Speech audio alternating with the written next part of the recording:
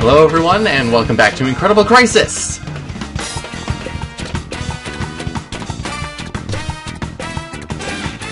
Honestly, if Independence Day Resurgence didn't want to come on July 4th, I really have nothing to say about the reference to Independence Day in this minigame.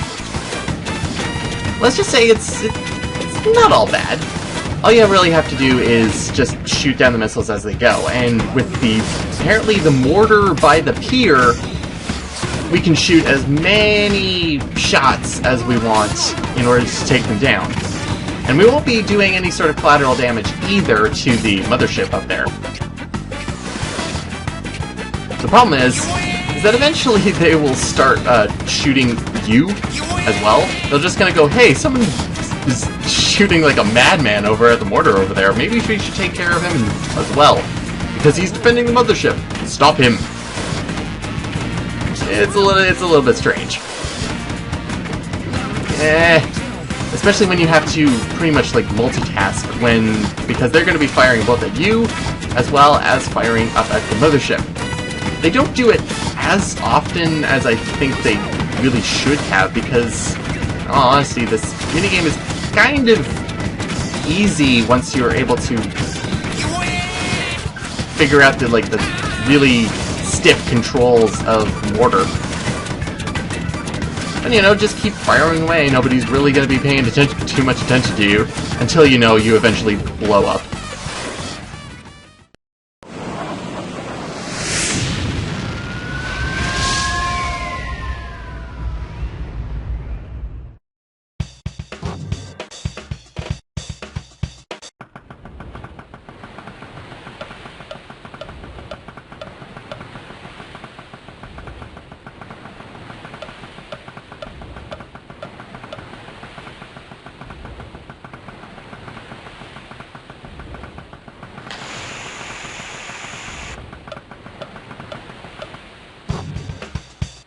This guy is a very silly man, who apparently has been paying no attention to the fire against the mothership in the immediate area. But yeah, this minigame, it's well, I won't spoil it now. But let's just say it's gonna test your button mashing abilities, because we have to fill up a bucket in order to bail out the boat, in order to get it to shore, in order for it to be properly fixed. Which is not helped by the fact that a lot of things try to get in your way in order to actually stop you from making sure that your goal is met, including the boat driver himself. But don't worry, he finds the plug periodically and tries to put it in every now and again, which makes him super happy and he dances for you. Except when it comes out and then him coming and landing on you is an inevitability in order to make this minigame slightly more difficult. There's really no reason for it. So what are you supposed to do otherwise? Well, you have that weird umbrella that I've actually been absent-mindedly not using. Well, if you pretty much press any direction, it'll actually just shoot out, which is for the smaller things that come out of the pool after it's shut up. Not for him, you get knocked down no matter what. But for fish and the boots and the other weird paraphernalia that comes out of there, that is what it's for.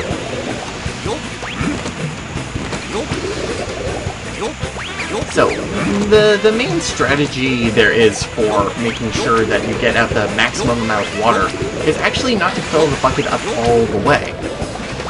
There's technically 1, 2, 3, 4, 5 layers of water that the bucket meter will show, but getting it to that 5th and final layer is actually a lot more work than it really needs to be. And taking just up to 4 of those 5 layers does enough of the work in order to make your stress meter go down a considerable amount.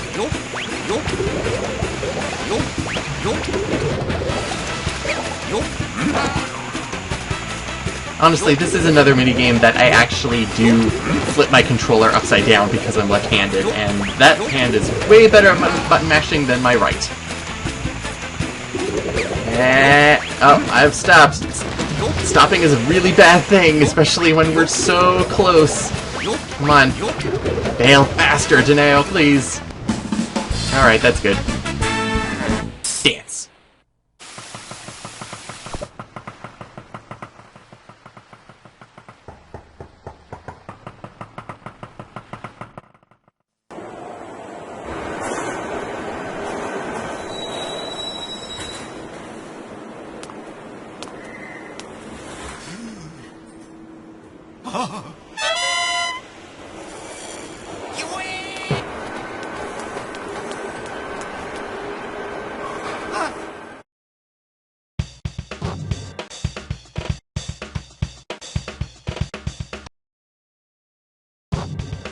Alright, so, welcome back to Taneo Crisis! And the second and last minigame that is not in the English version. Technically, this is the first one you come across if you're playing the game regularly, but this is the second one as per the storyline. This one is a rather interesting one, because what you're supposed to do is you have these guys outside with signs in kanji. They're actually giving you directions as to how to defuse the first stage, or each stage of the bomb. In that case, they were saying press the circle button 15 times. You have to complete 8 stages in order to complete the minigame. The kind of interesting thing about this minigame is that you learn a whole lot about kind of the Japanese language if you're not sure about it at all. Because I certainly wasn't. But after playing this minigame a whole bunch, because technically this is a really hard minigame, because you're not given a whole lot of time in order to actually complete it. Even if you do know the kanji, you're only given about, like, 13 seconds? Something like that? Maybe less. But depending on the directions that you're given, you pretty much only have, like, 3 chances in order to get it right per stage. And if you get it wrong, you have to start up all over again.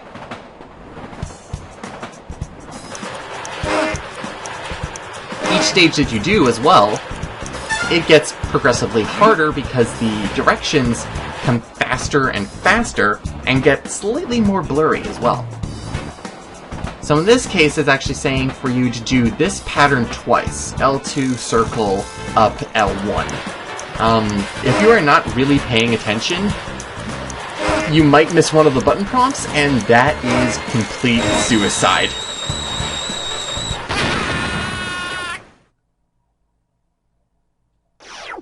Thus, you must start over.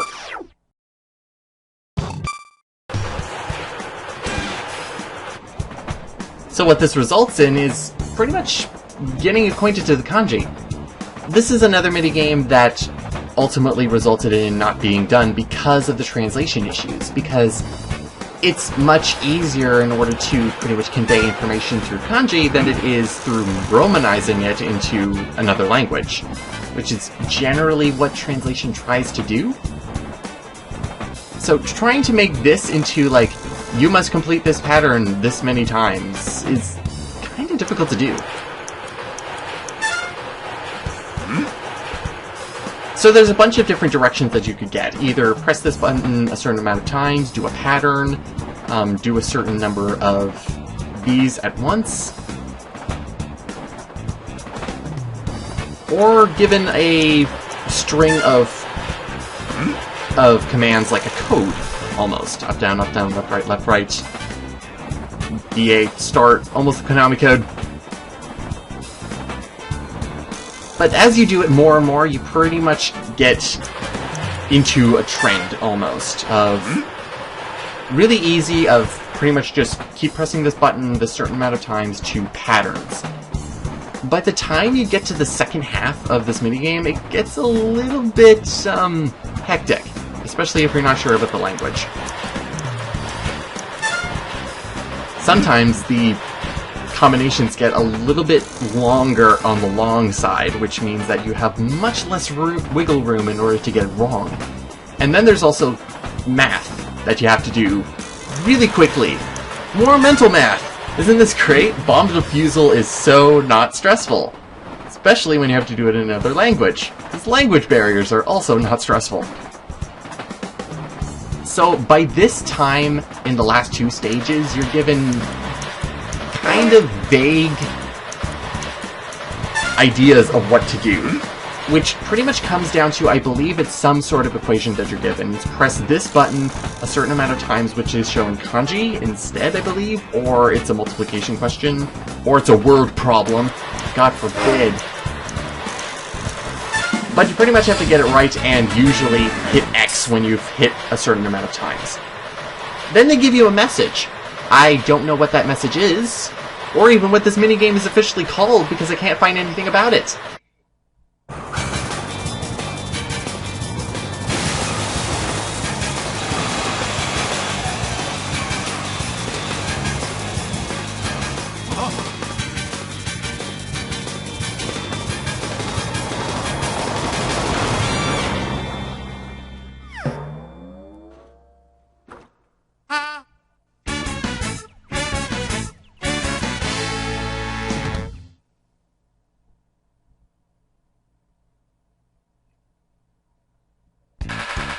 And so Taneo arrives home and brings a train with him.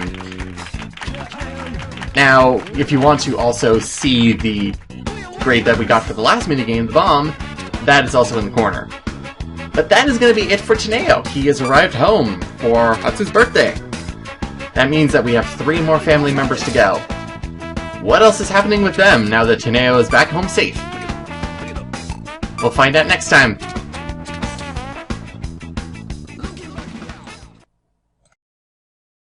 It is easy to say confidently that Tokyo Ska Paradise Orchestra has been around the world performing. How can you contain that much energy within just Japan?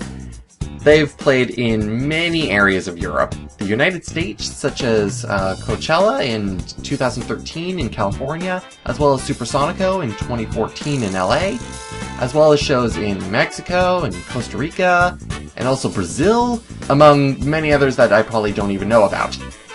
They get around so much that not only do they put out regular albums, but they also put out live albums and DVD documentaries of their tours and behind-the-scenes stuff, such as Ska Evangelists on the Run, Smile, Gunslingers Live Best, and their most recent at this time, Live at Budokan The Last, which shares the name of their 25th anniversary album, Last. I could probably put on my bucket list to go and see them live, but for now, TSPO does the courtesy to document their journeys. However, they can be region locked to Region 2, so being in Region 1, I can't actually watch them. But if you do want a taste of what live shows can look like, there are links down below in the video description to Downbeat Arena, their gig at Yokohama Arena in 2002, and also performance at the Tokyo Metropolitan Gymnasium. Thanks for watching, everyone, and I'll see you next time.